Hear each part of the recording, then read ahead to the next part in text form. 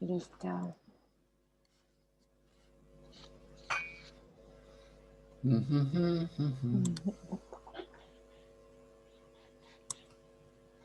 Qué buen tema el de hoy.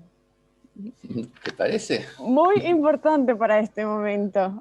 Todos queremos esto. Por favor. Dice que hay palabras que por etapas, por épocas se empiezan a poner como de moda, ¿no? Y esto ya hace unos años, como ahora otra que está de moda es empatía, otra que está de moda es propósito. Todo el mundo habla de hay que tener un propósito, hay que ser empático, hay que ser resiliente. Porque no se hablaba de resiliencia hace unos años atrás. No, no, es una palabra muy nueva. Para mí eso es como de hace 2 años, más o menos, o tal O vez sea, es menos. una palabra antigua, pero que empezó a usarse ahora. Tal cual, tal cual. Bueno, cuando te sientas listo, yo estoy como siempre ansiosa por Vos, comenzar. vos, vos sos la patrona. Sí, Viste que en estas culturas matriarcales siempre claro. hay que, hay que escuchar lo que dicen nuestras Shaktis. Sí, podría dar un minutito más, como para hacer así exacto de las 8:05 y ahí arrancamos. Ed, ¿cómo te Bueno, gustaría? ¿Preguntas al final o te gusta que te vaya interrumpiendo mientras vayan saliendo? ¿Cómo prefieres? no, si van preguntando mientras vamos avanzando, respondemos, porque si no después van quedando como descolgadas del momento, me parece, ¿no? Sí, no, y está bueno que sea como una conversación, que vaya como un ida y vuelta también. Sí. Bueno, entonces, yo creo que podemos comenzar. Bueno, ¿cuántos somos? En este momento van 12, pero estoy segura que se van a ir sumando. Sí, seguro. Ahí está entrando Silvana. Silvana de Butter. Bueno, muy bien. Eh, Hola a todos, un gusto siempre verlos por acá. Saben que nos vamos a encontrar semanalmente para hablar sobre distintos temas y también esto puede ser interesante que ustedes propongan temas si se les ocurre. Que nos escriban y nos digan, me gustaría a ver si querés hablar sobre qué cosa y vemos si los podemos satisfacer. Especialmente estamos tratando de hacer un ciclo de cosas que son menos técnicas y que son más ligadas a la parte conceptual, ¿no? En este caso, lo que vamos a tratar hoy, hablar, porque además son temas muy amplios, muy extensos, ¿no? Que se pueden abordar incluso de distintas formas. Eh, digamos que esto es un comienzo a pensar sobre distintos temas que vamos trayendo un poco a la luz. Y en este caso es como, básicamente es esto, la palabra resiliencia entra aquí, como decíamos, es un concepto más nuevo, muy usado, pero yo lo pensé esto más como cómo reaccionamos ante las adversidades. O sea, ¿qué nos pasa ante las adversidades, que pueden ser muchas, de distinta intensidad o que nos generen distintas dificultades para atravesarlas? Pero ¿cómo reaccionamos básicamente? O sea, ¿verdaderamente estamos preparados para las adversidades? O sea, ¿sabemos más o menos cómo pararnos ante ellas, qué hacer ante las distintas adversidades que se nos puedan aparecer? Y sabemos, todos sabemos, a veces nos parece un poco difícil de lograr, pero sabemos, y eso lo hemos escuchado mil veces, que lo que no te mata te engorda, que lo que no te mata te fortalece, que lo que que superar las situaciones adversas nos hace más fuertes. Y efectivamente, eso es así. Pero cómo distinguir ese proceso y cómo actuar en ello sin que eso también nos dañe excesivamente.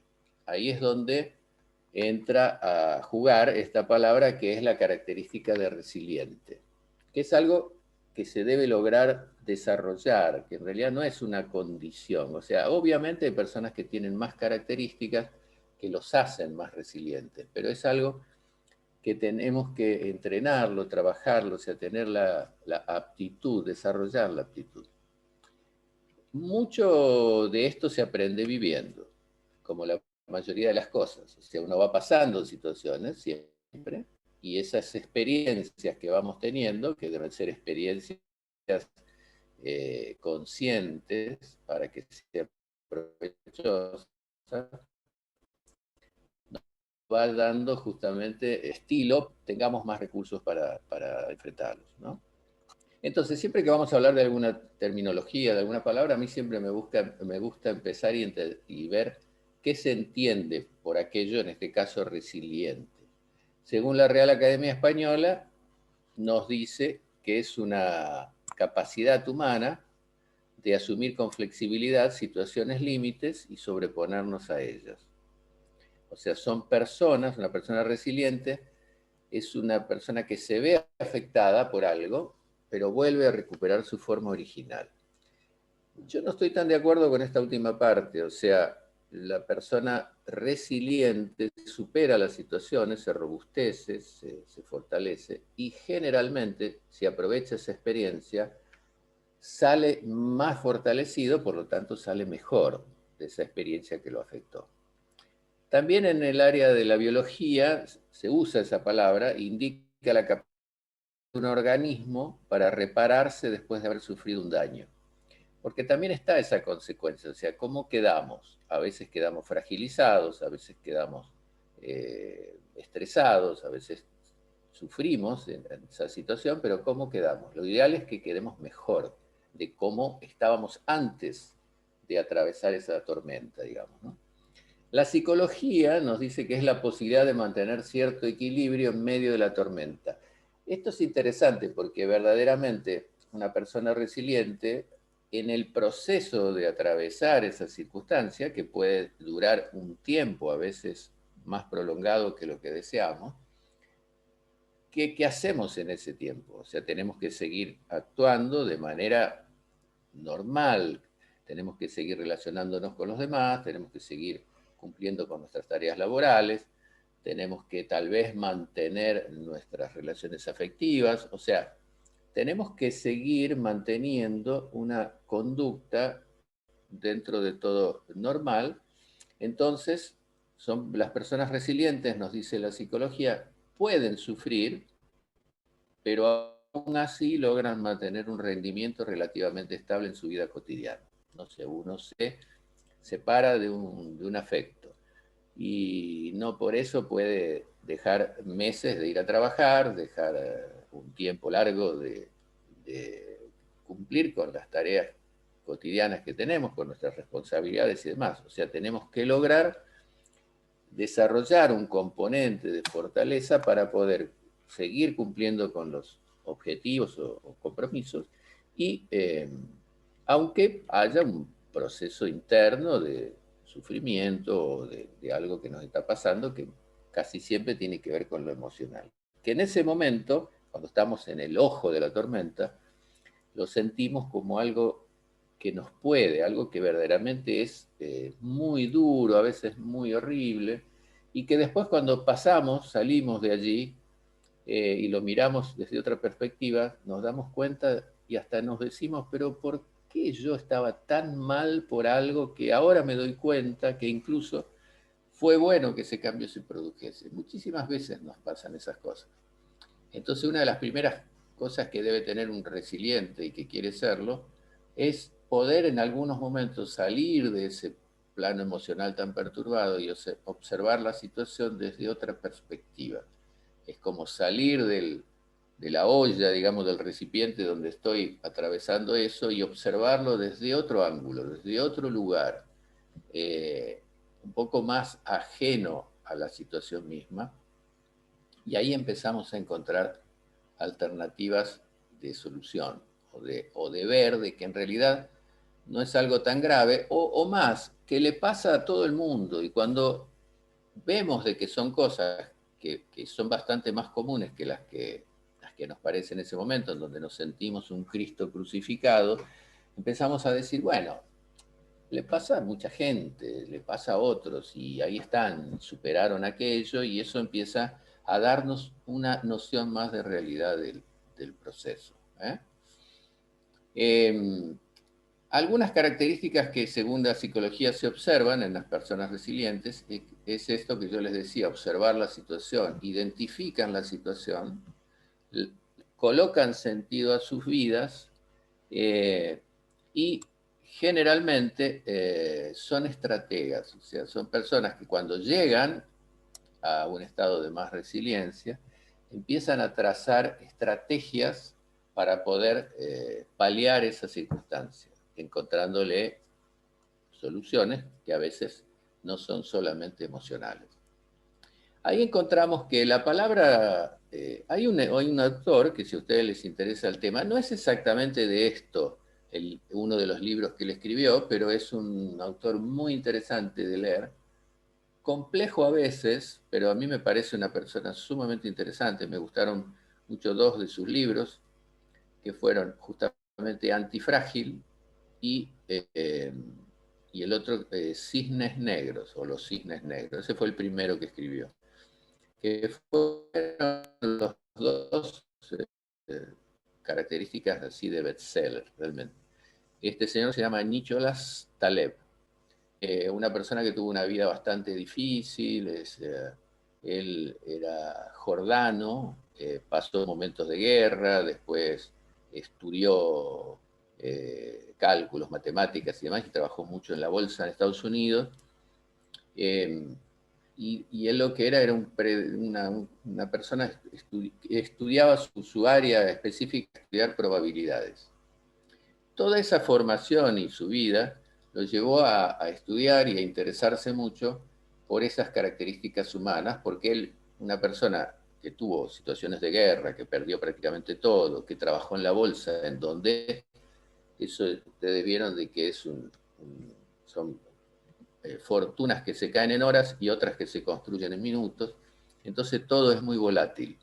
Y él habla bastante de esa característica de la volatilidad, ¿no? Y de la fortaleza que tenemos que tener para enfrentar las diferentes situaciones que deberemos atravesar en la vida. La vida es fricción, la vida es cambios, la vida es experiencias diversas, y es buena hora que sea así.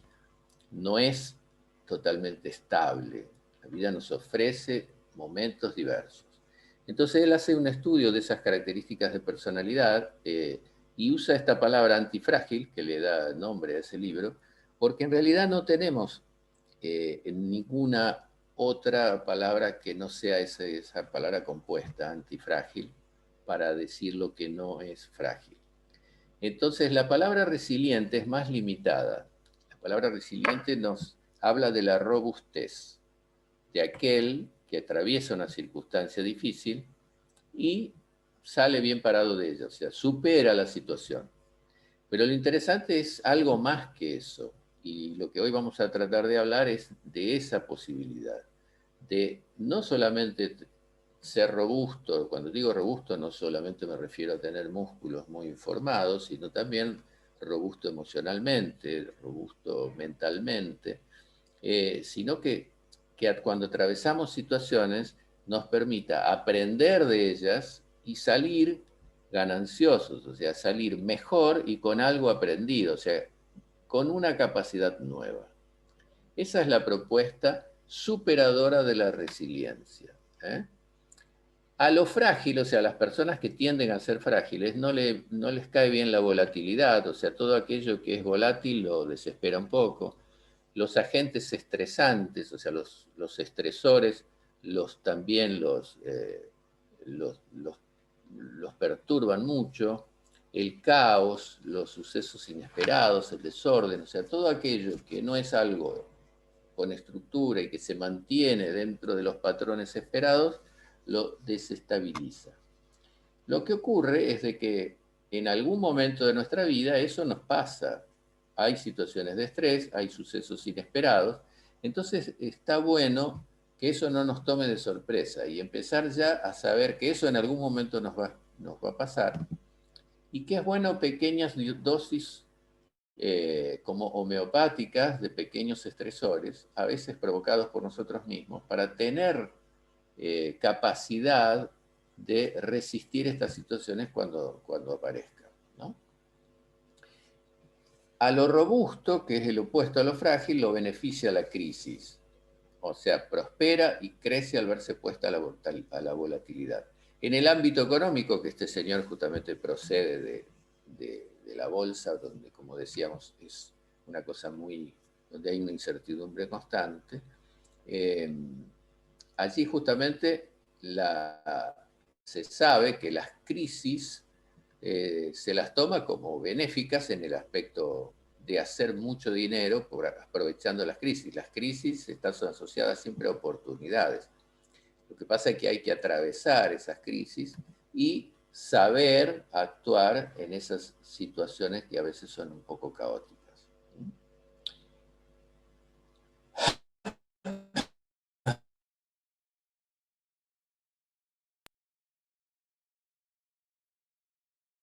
En el libro Ilusiones, que fue el mismo autor, Richard Salvador Gaviota, él dice una frase interesante que dice: no existe ningún problema que no te pueda aportar simultáneamente un don. O sea, si nosotros vemos a los problemas, a las situaciones, a las crisis, a aquello que nos desestabiliza un poco, que nos produce algún tipo de estrés y demás, como una oportunidad de crecer y de mejorar, ya le damos un cierto sentido positivo. Siempre podemos sacar algún provecho de alguna situación de ese tipo. Ahora, si empezamos ante sufrir una situación de estas, empezamos a sentir de que somos injustamente castigados y de que ¿por qué a mí? Y empezamos a tener una actitud de ese tipo, obviamente que no solamente vamos a aprovechar algo para aprender de ello, sino que nos vamos a sentir muy mal con nosotros mismos, y en realidad de que pueda transformarse lo negativo en positivo va a ser lo totalmente destructivo en el cual podemos entrar, ¿no? Y que a veces después se nos hace difícil salir. Esto no significa vivir en la luna de Valencia, o sea, o estar totalmente descolgado de la realidad. Al contrario, ser más consciente de la realidad y ser más consciente de nuestras capacidades. Si nosotros nos ponemos a ver nuestra historia, cualquiera de nosotros, vamos a ver de que ya atravesamos situaciones diferentes. A veces cuando éramos chicos atravesamos situaciones ligadas a las situaciones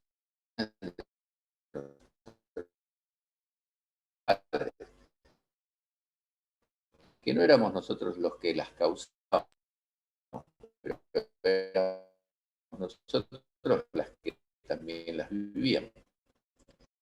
Por ejemplo, yo alguna situación, mi padre era un gran millonario 5 años y sumamente pobre los 3 o 4 siguientes. Y después generaba otra cosa, otra empresa, se asociaba con otras personas y otra vez éramos tremendamente millonarios, acaudalados, con 5 autos y después nos quedábamos sin ni siquiera una bicicleta. O sea, y otra vez, y así. Fue un poco difícil porque era una situación cambiante donde, como en aquella época no se usaba y no se valorizaba como hoy la palabra emprendedor, él era un emprendedor nato, pero sumamente arriesgado. Y eso traía sus consecuencias. Y yo me acuerdo que como una cosa que él tenía y en la cual mi madre un poco lo acompañaba, era que había una cuota bastante importante de buen humor. Y se tomaban estas situaciones a veces de una manera un poco más liviana, por lo menos era lo que nos transmitían a nosotros. Y eso fue muy bueno porque yo aprendí a que se puede vivir con mucho y con poco. Y que a veces la felicidad no depende tanto de eso, sino de muchos aspectos, de muchas situaciones. Entonces, eso que en su momento podría haber sido y fue difícil en algunas situaciones, a mí me dejó una serie de recursos que me enseñaron mucho, me hicieron ver un montón de situaciones que me permitieron observar que en situaciones de crisis hay muchas otras cosas que se pueden aprovechar y rescatar, ¿no? Claro, con eso no digo que uno las va a generar a estas cosas, pero en mi caso particular, que no tuve opción, me permitió apreciar aspectos positivos de lo negativo. Indudablemente me fortaleció también.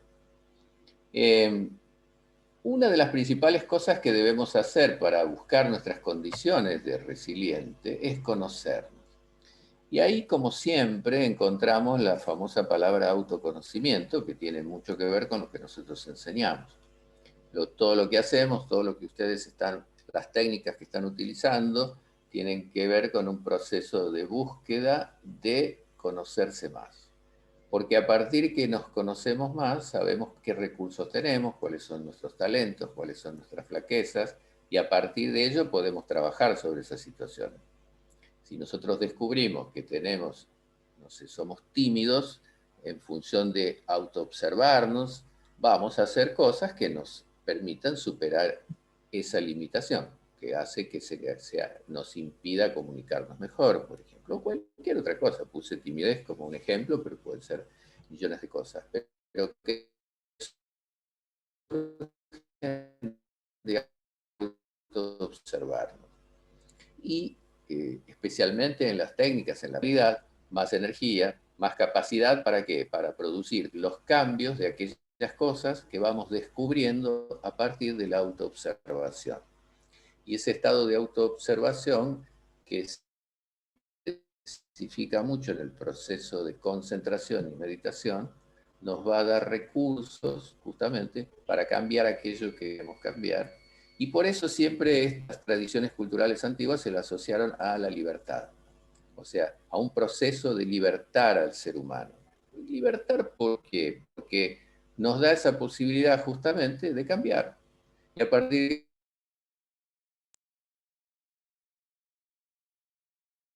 construir la vida que verdaderamente queremos. O sea, vivir es elegir.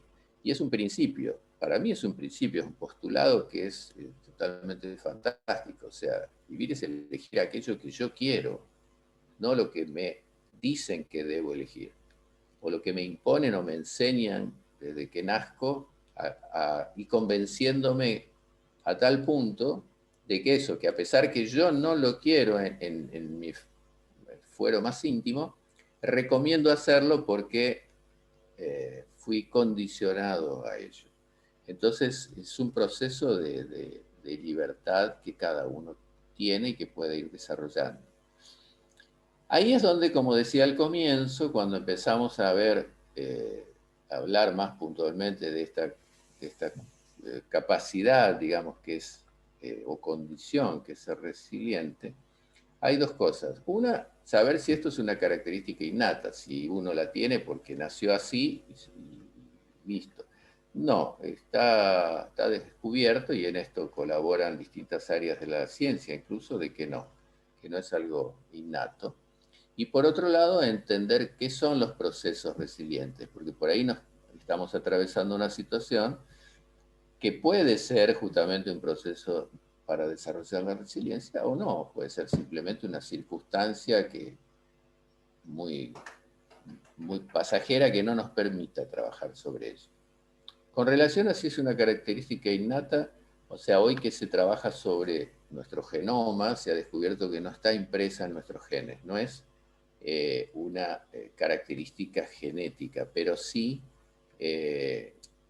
puede ser una tendencia, como muchas cosas, uno tiene una tendencia por el hecho que vivió en un medio determinado, que fue una influencia, porque aprendió, no sé, a veces dicen, bueno, no sé, tiene tendencia a la diabetes. Bueno, muchas veces, ¿por qué? Porque se acostumbró a comer de una manera en un determinado medio cultural o familiar donde se priorizaban ciertos alimentos que tienden a producir algún tipo de circunstancia orgánica o lo que sea. Sí se sabe, y esto es interesante y por eso lo anoté acá, que todos podemos serlo.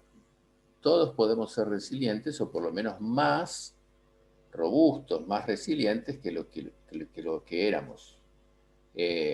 Ahora, ¿dónde esto se potencia? En en experiencias de vida, en el autoconocimiento, vuelvo a lo que expliqué recién, de conocernos más y saber si tenemos que trabajar y sobre qué áreas. Y a partir de allí, porque cuando uno dice, bueno, vamos a conocernos más, vamos a hacer prácticas y técnicas que permiten mirarnos a nosotros mismos y observarnos, descubrir más verdaderamente qué somos, qué necesitamos cambiar, y a partir de allí actuar, o sea, cambiar esas actitudes. O sea, porque si solamente nos quedamos en la observación, no, después tenemos que poner un poco manos en la masa y empezar a actuar y a cambiar y a decidir, bueno, yo no quiero ser más así, quiero ser de esta otra manera. Saco un condicionamiento que yo considero negativo y que no me ayuda, o que no me gusta ser así, o que me hace reaccionar de distintas formas, que yo ya no quiero más, y pongo un condicionamiento positivo de acuerdo a mi gusto y a mi elección. Y a partir de allí voy a reaccionar como ese condicionamiento me lo indica, o voy a comer como ese condicionamiento me lo indica, o haré lo que sea, o trabajaré en lo que decido al cambiar también esos condicionamientos. O sea, son nuestros hábitos de vida. Y nosotros somos manojos de hábitos, o sea, actuamos todo el tiempo por hábitos. Muchísimas cosas hacemos de manera condicionada, que ni siquiera pensamos en ellas, las hacemos automáticamente. Esos automatismos tienen que estar incorporados y así como procedemos de manera un poco automática y condicionada y hacemos cosas que no nos gusta ya hacer después que las hacemos, bueno, ahí tenemos que ir un poco para atrás, sacar esa raíz del condicionamiento, empezar a entrenar aquella forma que sí queremos, y eso poco a poco se transformará en un condicionamiento elegido, positivo. Y en el caso de la resiliencia, nos hará más robustos, más fuertes y con más capacidades para enfrentar las situaciones. Hoy yo decía, hay un pedido de ingreso a la sala. Sí, ya lo voy a notar. Bien, hay una de las, y encima de la directora, che. Hoy yo mencionaba y contaba un poco mi experiencia de niño y adolescente, de ese sub y baja económico en el cual yo crecí, consecuencia de las empresas y los proyectos de emprendedorismo que mi padre hacía. Y decía de que una de las cosas que nunca vi que se perdía, a veces hasta en situaciones de dificultad seria, que no perdían tratar todo con un recurso que era el humor. No un humor tonto, sino ver de que, bueno, en cierta manera yo creo que era una especie, lo estoy pensando ahora, justo en este momento, que era una especie de humor ligado a una sensación también de gratitud por lo que teníamos, a pesar de lo que mucho se había perdido. Y entonces eso lo hacía más leve a la situación, ¿no?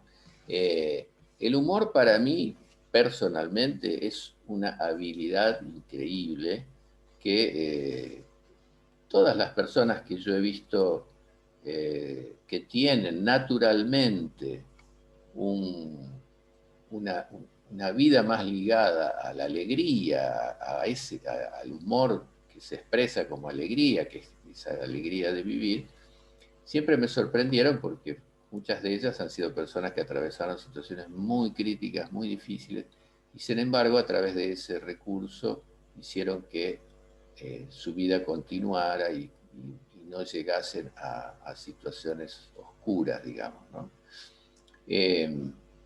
Entienden, y esto es un recurso que tienen esas personas más ligadas a la alegría de vivir, al humor, que son personas que conquistan resiliencia y que entienden que no existe una vida dura, sino momentos difíciles.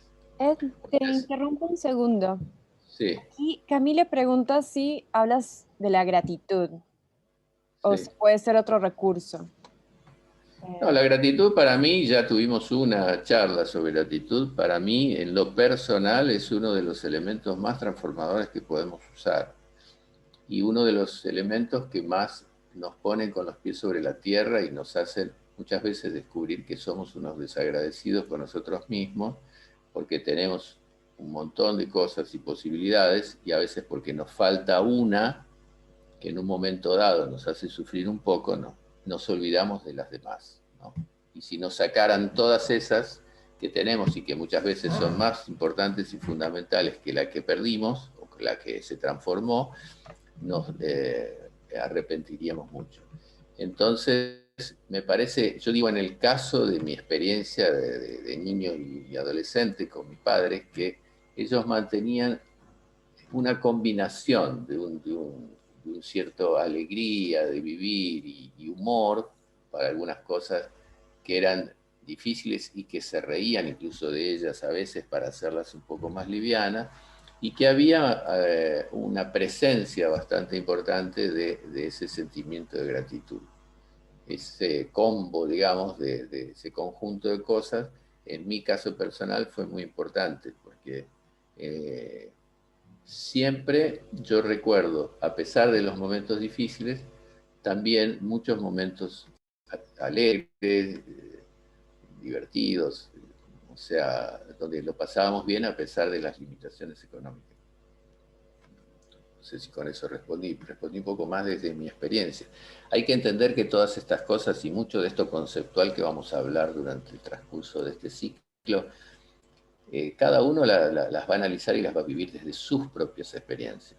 Hay generalidades que podemos mencionar y podemos analizar, pero también podemos charlar sobre nuestras propias experiencias porque son sumamente válidas, son realidades que hemos atravesado y cómo interpretamos aquello, cómo superamos aquello. Y cada uno de nosotros seguramente en nuestros diálogos, que espero que tengamos, va a aportar sus propias experiencias surgidas de la realidad. Y la resiliencia se va generando a través de eso, a través de atravesar situaciones, aprender de ellas y después, con lo aprendido, somos más robustos, más fuertes y mejores. Claro. Aquí Eh, Marcela tiene sí, otra pregunta que va por esta misma Mar línea. Marcela, Marcela Mendoza, Marcela el Calafate. bueno, Ella pregunta, ¿el humor es una máscara para ocultar lo que realmente sentimos? no, para nada, depende. Si se es usado así, no me parece positivo. Ahora, si es usado desde un lugar que a pesar de haber perdido algo o estar atravesando una situación de crisis, podemos también liberar esa emoción que es la alegría que está ligada al humor, me parece positivo.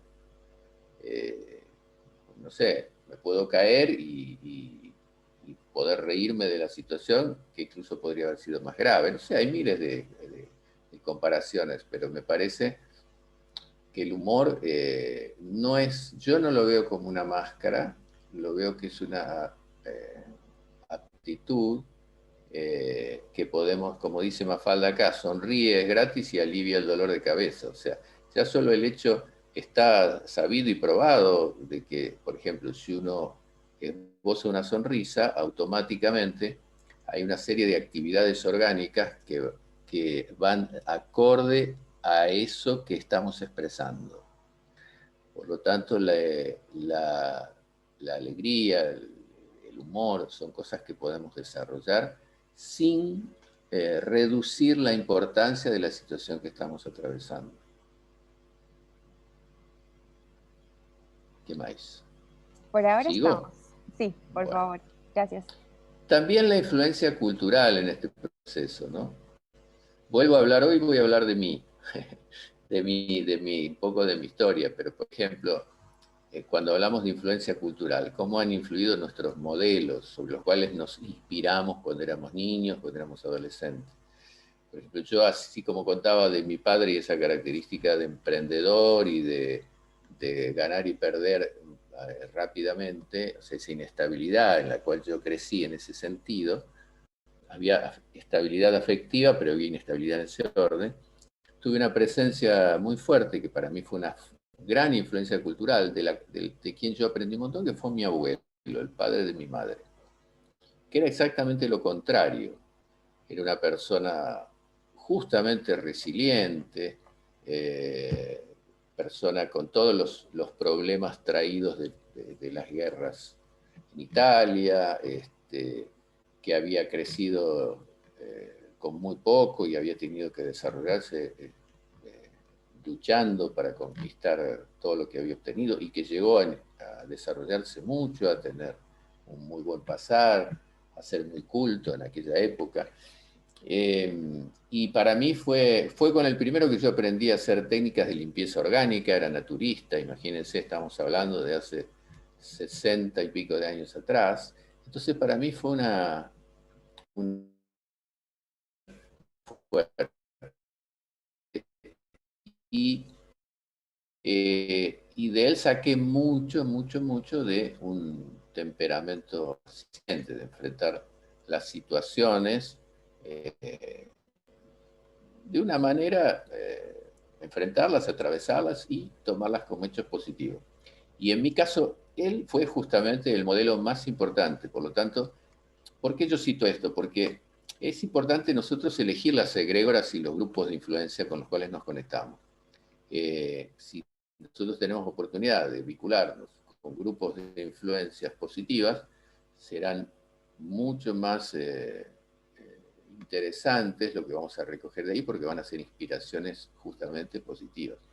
Si nos involucramos en grupos que ejercen influencias negativas, obviamente que el grupo es mucho más poderoso que el individuo y siempre van a terminar de alguna manera generando algo en nosotros que no siempre va a ser influencias que nos van a servir, que nos van a ser útiles. Ustedes vieron de que alguien, por ejemplo, que tiene una adicción, ¿qué hacen? Lo sacan del grupo de pertenencia donde cultiva ese hábito adictivo y lo llevan a algún lugar que es totalmente opuesto. O sea, el adicto a las drogas lo llevan a un campo a cosechar zapallito durante 6 meses y no puede tener contacto con aquella egregora, con aquel grupo, porque el solo contacto va a generar, va a estimular el hábito que se desea modificar. Entonces es muy bueno también elegir los grupos de pertenencia, las personas no discriminando, simplemente ejerciendo el derecho que tenemos de elegir lo que más nos hace bien, digamos, ¿no? Pilares para construir resiliencia, bueno, autonomía. Entre ellos, lo que fortalece la autonomía es la autoestima, el autoconocimiento, empezar a manejar el proceso de acción y reacción, lo que llamamos karma, que no tiene absolutamente ninguna connotación espiritual, es simplemente una fuerza de acción y reacción. Si yo acciono, alguna reacción ocurrirá. Es como tirar algo hacia arriba y va a caer porque hay una fuerza que regula eso, que es la fuerza de gravedad. Bueno, el karma funciona así. Yo acciono y no voy a recibir una reacción indirecta, sea una inmediata, pero va a ir generando una fuerza kármica que se va a empezar a oponer o a devolver de cierta forma alguna reacción a la acción que yo he realizado. Si yo acciono con violencia, recibiré violencia. Si acciono de manera más bondadosa, también recibiré seguramente algo que sintonice en ese calibre. Vuelvo a decir, esto no es tan comprobable de hago esto y inmediatamente me llega la reacción. A veces sí, a veces no. Pero empezamos a poder estudiar esto y a empezar a saber de que tenemos el 70% aproximado de manejo consciente sobre ese proceso de acción y reacción. Esto da para hablar 1 hora sobre eso, pero podemos hablarlo en otra oportunidad. También autosuficiencia desde la comprensión que podemos tener independencia y a su vez responsabilidad de esa independencia. Esperanza es otro concepto que podemos hablar también en otra charla, sobre nuestras posibilidades, o sea, saber que tenemos posibilidades que nos dan la esperanza de conseguir logros, objetivos o lo que sea. Todo esto que estamos hablando no estamos poniendo acá ninguna divinidad, ningún credo, sino que son consecuencias prácticas de nuestras propias acciones. Después, resolución de los conflictos, cómo aprendemos a resolver nuestros conflictos. Para eso es bueno ser objetivos, o sea, tener pensamientos críticos. Cuando nosotros hacemos un trabajo de autoconocimiento, no es solamente para mimarnos a nosotros mismos, es para ser objetivos, es para tener un pensamiento crítico y descubrir que si nosotros tenemos acciones que verdaderamente son objetables, justamente con nosotros mismos, no con un proceso neurótico ni descalificador de nosotros mismos, pero sí entender que eso no está bien y cambiarlo. O sea, ser objetivos en ese sentido. Incluso si tenemos dudas con nosotros, con relación a nosotros mismos y nuestra forma en que actuamos, pedir ayuda, o sea, conversar con personas que nos ofrecen credibilidad en cuanto a sus criterios, o sea, amigos, o sea, estoy reaccionando de esta manera ante tal situación. ¿Está bien? ¿Te parece? ¿Me conviene cambiarlo? Tener creatividad, la creatividad está muy ligada a otra técnica que usamos, que es la intuición. Empezar a proyectarnos, no quedarnos solamente en el día que vivimos, sino empezar a levantar un poco la nariz y empezar a proyectar que lo que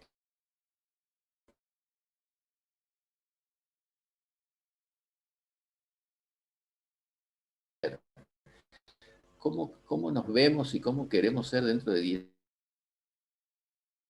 años, en qué vamos a hacer, o simplemente vamos a ir viviendo el día a día y lo que se me cruza por delante.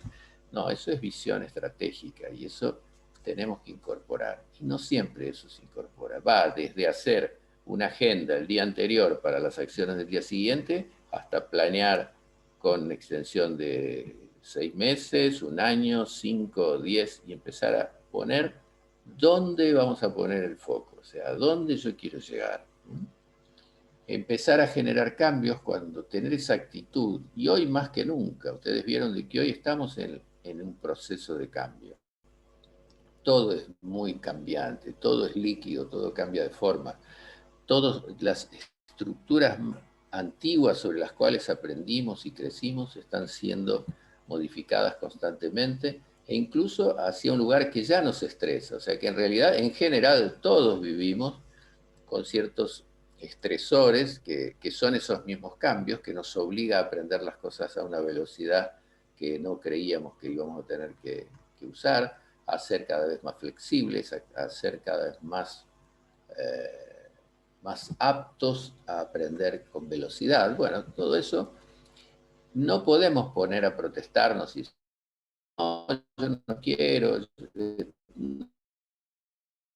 Tenemos que cambiar de actitud y saber de que si queriendo y desarrollándonos, tenemos que adaptarnos a los cambios que están ocurriendo y que si los analizamos, tenemos que tener una actitud totalmente positiva a ellos. O sea, la vida es cambio y los cambios nos permiten superarnos. Desarrollar habilidades sociales, flexibilidad, empatía, sentido del humor, habilidad de comunicación. Todas estas cosas hoy, estas habilidades sociales, son tal vez más importantes que los conocimientos específicos que podamos tener sobre determinadas cosas. Una persona puede ser el mejor, no sé, abogado, pero si carece de habilidad de comunicación, va a tener problemas para poder, por lo menos, ser feliz. O si no es flexible en determinadas situaciones. O sea, hoy en día eso que tiene que ver con las relaciones humanas pasó a ocupar tal vez uno de los primeros lugares en importancia. Propósitos de futuro, que también está ligado a esta proyección que decíamos antes, de visión hacia adelante, pero como propósitos de futuro, y se habla tanto de propósitos, es automotivarse, o sea, tener motivación para conseguir lo que deseamos, tener expectativas adecuadas, ni exagerante, que esto tiene mucho que ver con la actitud resiliente, o sea, todos los días decidir hacer aquello que decidimos hacer. Si nosotros hacemos una agenda de actividades para el día siguiente y nos hacemos trampa a nosotros mismos, entonces lo único que vamos a generar es una sensación muy fea, hasta casi de culpa, o sea, no va a ser positivo. En cambio, cuando llegue el fin del día y veamos que hicimos todo lo que nos habíamos propuesto hacer el día anterior, vamos a sentir nuestra autoestima mucho más fuerte y vamos a querernos más, vamos a decir que bueno, logré todo eso. Y otros como deseo de superación, coherencia entre lo que planeamos y lo que hacemos, entre lo que es nuestra vida y lo que son nuestras acciones. En fin, todo eso es una honestidad básica que nos hará bien. También, eso ya lo dijimos, bueno, vincularnos con personas que tengan actitudes positivas, sumarnos a buenas egrégoras. La palabra egrégora la usamos bastante y ustedes saben que es la suma de las energías físicas, emocionales y mentales de dos o más personas que se reúnen, que se unen con un fin determinado. O sea, tiene que haber un fin determinado. Si ustedes están acá junto conmigo para tratar de debatir, de analizar el concepto de resiliencia, bueno, ahí ya tenemos un fin determinado, estudiar eso, analizar eso. Entonces, todos los que estamos aquí pusimos nuestras energías físicas, emocionales y mentales para lograr eso que nos hemos propuesto hacer. Y así funcionan las egrégoras. Las egrégoras, los antiguos las consideraban como seres vivos, que se alimentaban de la propia energía de sus integrantes. Por lo tanto, cuando uno participa de egrégoras que considera que ya no son benéficas para uno, en lugar de luchar contra ellas, lo mejor sería cambiar de egrégora, cambiar de grupo, porque solo es muy difícil modificar al resto, porque estamos en una disparidad, en una asimetría de poder para poder hacerlo. Pueden intentarlo, pero generalmente el grupo, la egrégora, se come casi, por decir de manera simbólica, a aquel que trata de oponerse al propósito de ese grupo. Algo que es importantísimo es aprender, o sea, no siempre cuando atravesamos un proceso de dificultad, donde tenemos que tratar de ser resilientes, pretendemos controlar las situaciones. Y cuando a veces no podemos controlar las situaciones, perdemos seguridad. Bueno, eso es una cosa que no tenemos que entrar en ese proceso. Tenemos que, si no podemos controlar la situación, eso no hará que perdamos nuestra seguridad. Simplemente en esa oportunidad y en esa situación no podemos, por alguna causa. Pero eso no significa que pasemos a ser inseguros, porque eso trae otras consecuencias. Y algo que también aprendí en esta pandemia, y que tal vez todos podrán coincidir conmigo, que era algo que yo realmente no sabía hacer, que era resistir la incertidumbre. O sea, yo siempre era una persona que había alguna situación y iba automáticamente al instante a ver cómo la podía mejorar, cambiar, adaptar o lo que fuese. Y en estos meses tuve que aprender a resistir eso, la incertidumbre. ¿Qué va a pasar mañana? No lo sé. ¿Quién sabe qué va a pasar? Volvemos atrás a la fase cero, no podemos salir más a la calle, el virus crece, en fin, no sé, miles de cosas que están ligadas a esta forma de vida en la que estamos. Entonces, aprender a resistir la incertidumbre es también aprender a esperar. Y hoy todo lo tenemos que esperar mucho más que antes. Tenemos que ir al médico, yo voy a un odontólogo que confío en él porque me atiendo con él hace miles de años, y el hombre decidió irse a vivir a una casa que tiene en Uruguay y viene y atiende solo una vez por semana. Entonces, un tratamiento que hubiera demorado 15 días, demoró 3 meses. Y tuve que esperar. Y así todas las cosas. Y si uno quiere viajar, tiene que esperar, porque hay más dificultad, porque hay que sacar permisos antes, pues en fin, una serie de situaciones que están ligadas a la incertidumbre y a la espera. Entonces, resistir eso y no desesperarse por eso es otra característica que ayuda a conquistar la resiliencia. Cuando estamos en situaciones de dificultad también, no creer de que podemos solos, sino darnos cuenta de que los seres humanos somos seres sociales, por naturaleza precisamos de los demás seres humanos. Entonces es buscar ayuda en los demás. Si estamos atravesando una situación de dificultad que nos parece traumático, lo que sea, busquemos apoyo social, busquemos amigos, hablemos de lo que nos pasa,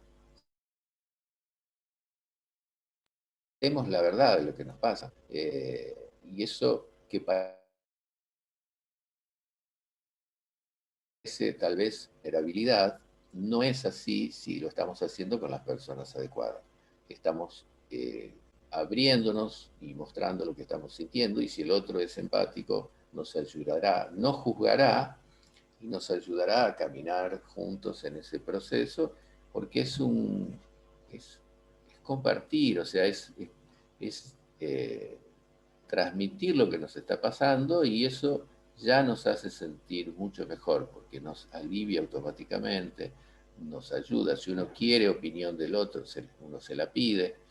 Si el otro es muy educado y es resiliente también, no nos va a dar su opinión si no se la pedimos, pero compartir lo que nos pasa hace que el trauma empiece a reducirse y sea menor. Incluso Eh, podemos empezar a darnos cuenta de que esas cosas no nos pasan a nosotros solos, y entonces la podemos sacar de lo traumático. Sí, dime. Tenemos un comentario de Gonzalo. Él dice, es difícil diferenciar entre ser resiliente y abrazar la incertidumbre y la improvisación irresponsable. Más que una... Bueno, nada debería ser irresponsable, la improvisación tampoco. O sea, la improvisación tiene que ser un acto responsable y consciente. O sea, si nosotros queremos llegar a la superconciencia y a la hiperconciencia, eso ya trascendió incluso la responsabilidad. Ahora, que sea difícil, sí. Todas estas cosas son difíciles, porque todas estas cosas no las vamos a aprender en una escuela, en una universidad, ni las vamos a saber leyendo un libro. Las vamos a saber viviéndolas. Y ahí es donde las aprenderemos. Y cada uno sacará de ellos sus aprendizajes y sus habilidades.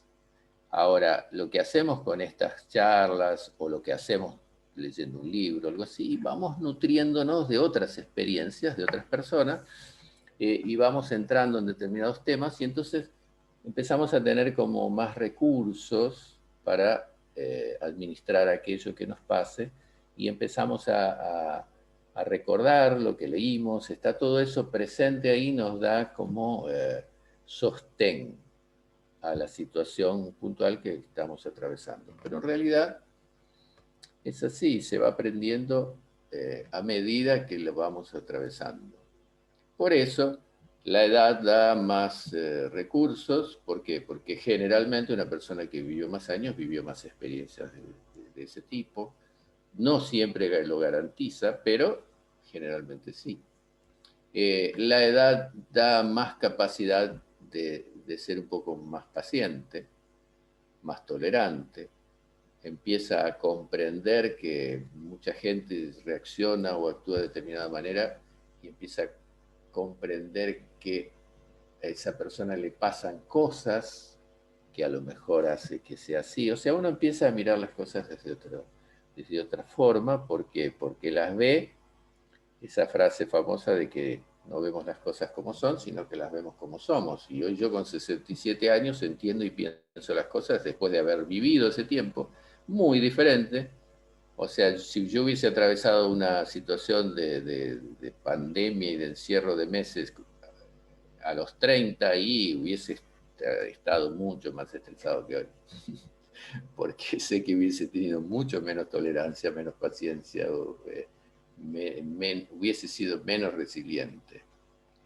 O sea, Claro, la empatía, comenta Marcelo. sí, hubiese sido menos, es una palabra exagerada, pero voy a decir menos sabio, por el hecho de haber pasado situaciones parecidas, ¿no? La resiliencia no nos garantiza ser mejores en un área determinada, pero sí, volvemos a la experiencia, nos brinda experiencia, y esa experiencia nos asegura supervivencia y transformación. Hay que pensar que el organismo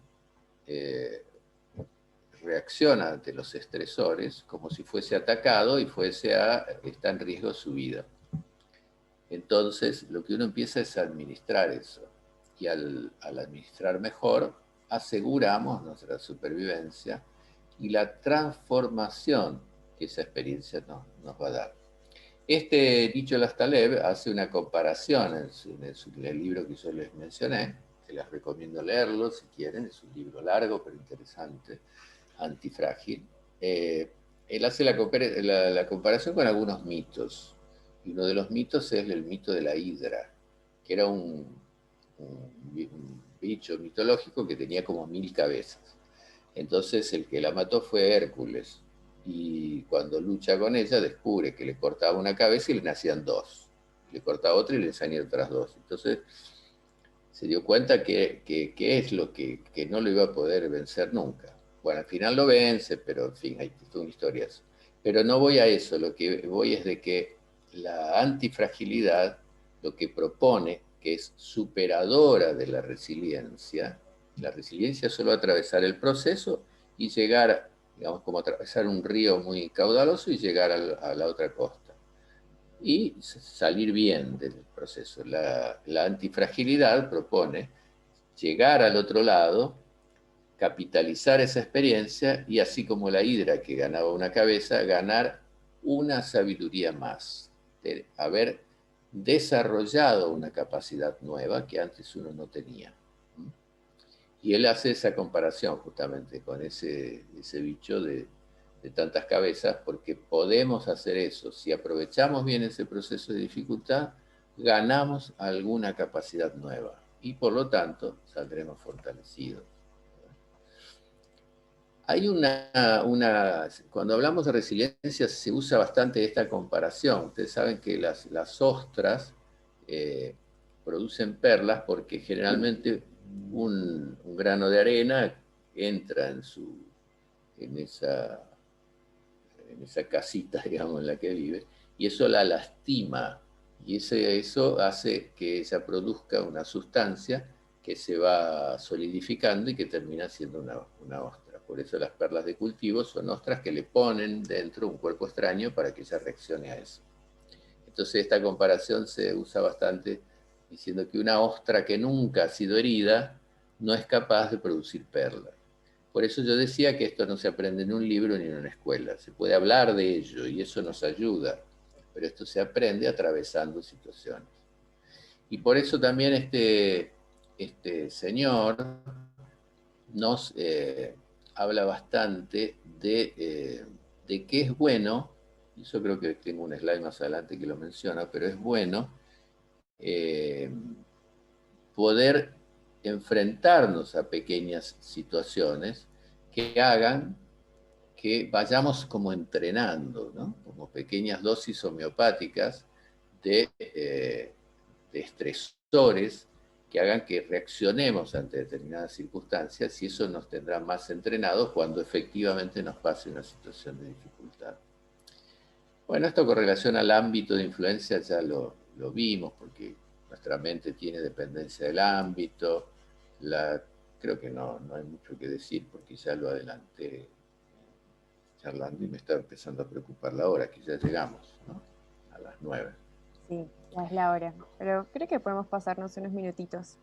Bueno, siempre es importante prevenir. Si uno está atento y ha pasado por otras situaciones similares, cuando viene el caos, uno empieza a percibirlo.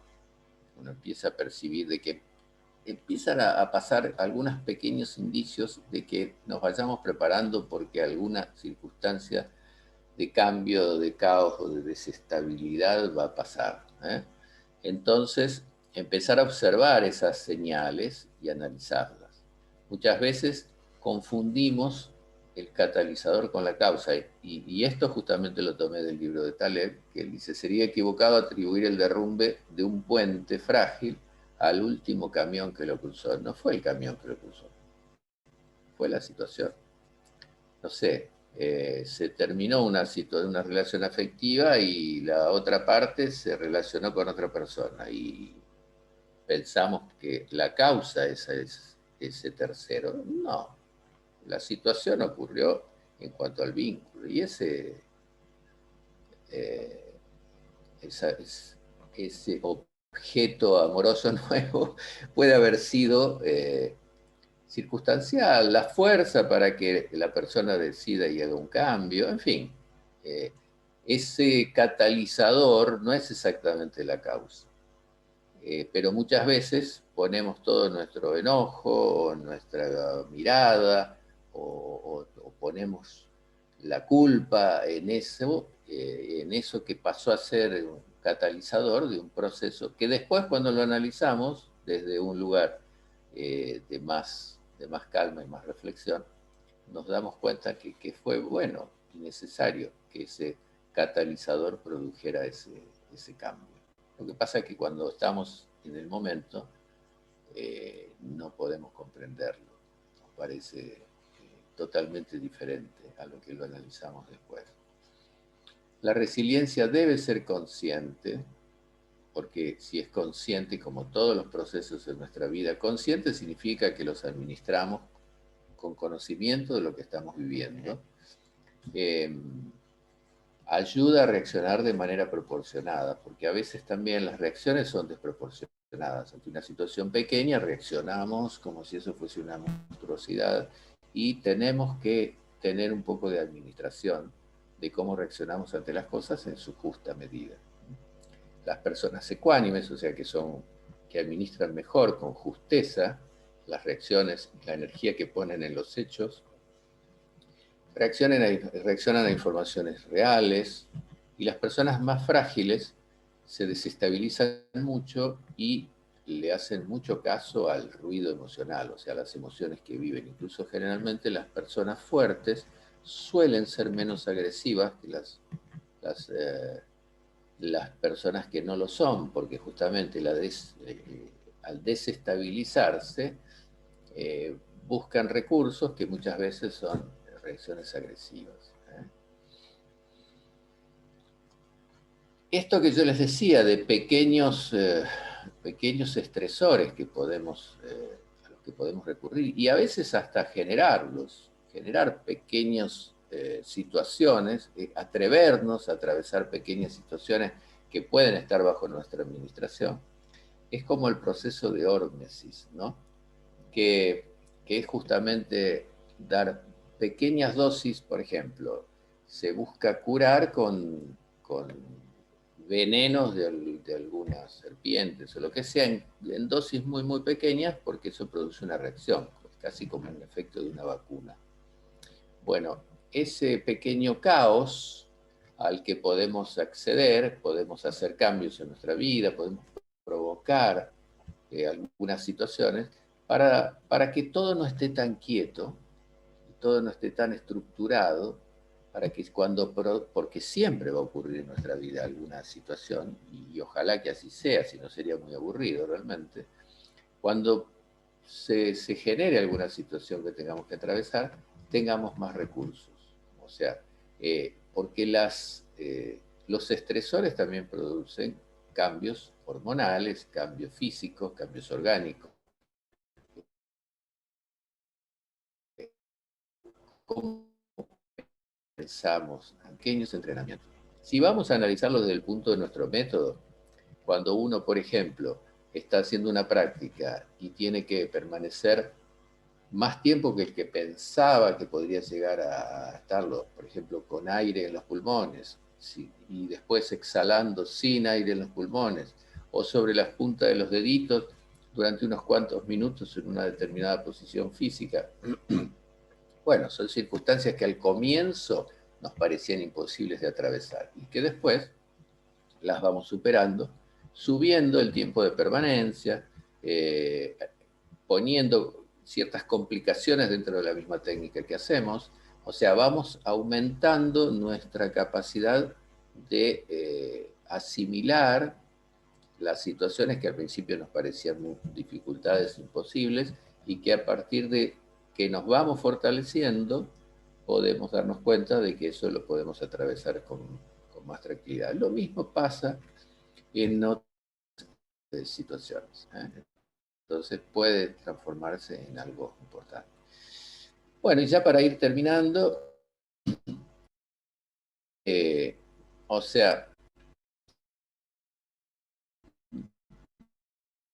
me gustó poner esta frase, que ver el mundo, hoy soy sabio para cambiarme a mí mismo y de esta forma cambiar el mundo. O sea, siempre el punto sobre el cual tenemos que trabajar sobre nosotros, somos nosotros mismos.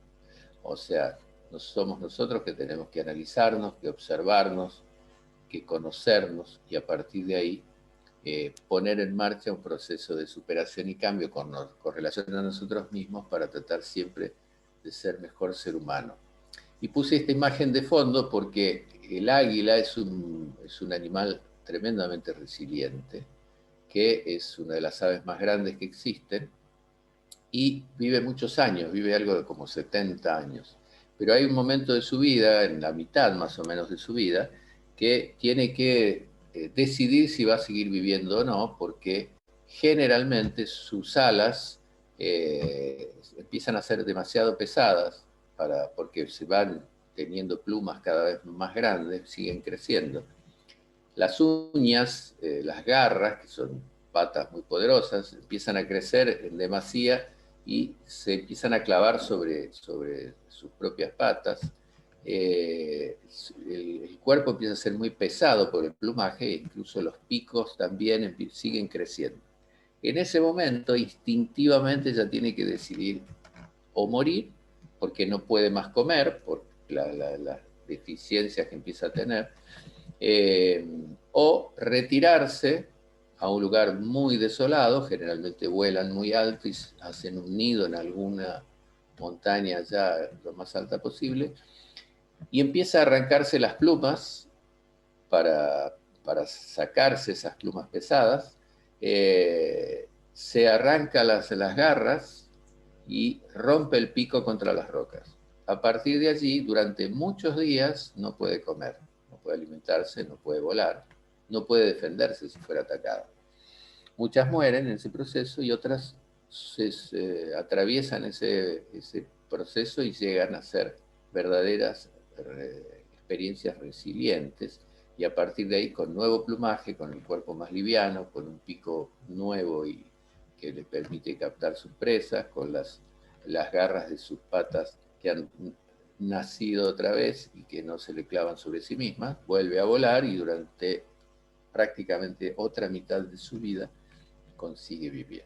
Bueno, es uno de los mejores ejemplos que podemos citar de resiliencia. Me gusta traerlo y compartirlo con ustedes, porque creo que todos nosotros podemos, en algún momento de nuestra vida, tener que ser y verdaderamente poder ser un águila también. Muchas gracias. Colorín colorado, terminamos nuestro cuentito por acá. Perfecto, mucha gente está agradeciéndote en el chat. Bueno, me alegro mucho. Bueno, gracias. No sé si hay alguna preguntita rápida y última que podamos ver. No, Camila hace un comentario. Presentar coreografía en público es un buen estresor en dosis homeopáticas. Tremendo, a veces no tan homeopática. Sí, claro que sí. Bueno, en realidad todo el proceso de práctica al cual nos enfrentamos es sumamente resiliente, sumamente superador. Todos terminamos haciendo cosas que nunca jamás en la vida imaginábamos que haríamos. Así que fue muy, muy buena cita. Sí, muchas gracias, Ed. Estuvo buenísimo. Bueno, acá me preguntan si podemos hablar de ego. Sí, podemos. La próxima vez es un buen tema, ¿no? Sí, voy a ver si la próxima o la otra, no sé, vamos viendo. Claro. Pero ya lo anoto para tenerlo en cuenta. Genial, quedan 2 Muy bien, les mando un besote a todos y nos vemos en la lufada. Por favor. Bueno, gracias a todos. A ustedes. Y gracias, Caro, como siempre. Chao. Chao.